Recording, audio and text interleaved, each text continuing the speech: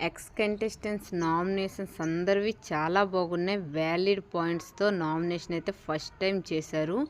ఈరోజు సుమన్ అన్న on fire, మామూలు ఫైర్ కాదు, వ్యాలిడ్ పాయింట్తో, అది కూడా బుల్లెట్ పాయింట్తో సంజన గారిని నామినేషన్ చేసింది వేరే లెవెల్. అసలుకి సంజన గారు చెత్తలో కెప్టెన్ అంటే, నీకు లాగి పెట్టి ఒకటి కొడితే సారీ అంటే నువ్వు ఊరుకుంటావా? తప్పు తప్పే. నువ్వు కెప్టెన్ అయ్యేటప్పుడు నిన్ను సైల్యూట్ చేసా, నిన్ను ఎంకరేజ్ చేసా, నువ్వు ఎలా నాకు ఈరోజు చెత్తలో కెప్టెన్ అంటావని వ్యాలిడ్ పాయింట్తో నామినేషన్ అయితే సుమన్ చేశారు. అదేవిధంగా సంజన నుంచి మాట ఒక్కటి రాకుండా కూడా చేశారు. సూపర్ అసలుకి.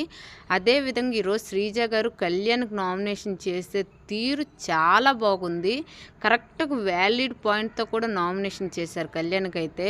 నువ్వు అమ్మాయిలు పిచ్చోడివి అని నీకు ముద్ర వేసేటప్పుడు నువ్వెందుకు డిఫెన్స్ చేయలే, నువ్వెందుకు ఆర్గ్యుమెంట్ చేయలే, నువ్వెందుకు సైలెంట్గా ఉన్నావు? తను సారీ చెప్పిస్తే అది అక్కడ సారీ అయిపోదు కదా, సోషల్ మీడియాలో ఎలా పోతుంది, నీ లైఫ్ మీద అది ఎంత ఎఫెక్ట్ పడుతుంది, నువ్వెందుకు వాదించుకోలేదు, ఎందుకు అలా సైలెన్స్గా ఉన్నావని వ్యాలిడ్ పాయింట్తో నామినేషన్ చేశారు. తనూజకు నామినేషన్ చేస్తానన్నావు, మళ్ళీ ఎందుకు నువ్వు నామినేషన్ చేయలే? తనకు చేయాల్సింది ఎందుకు మళ్ళీ బ్యాక్ స్టెప్ తీసుకొని నువ్వు సేఫ్ ప్లే ఆడావని కూడా వ్యాలిడ్ పాయింట్తో నామినేషన్ అయితే చేసింది. చాలా బాగా అనిపించింది.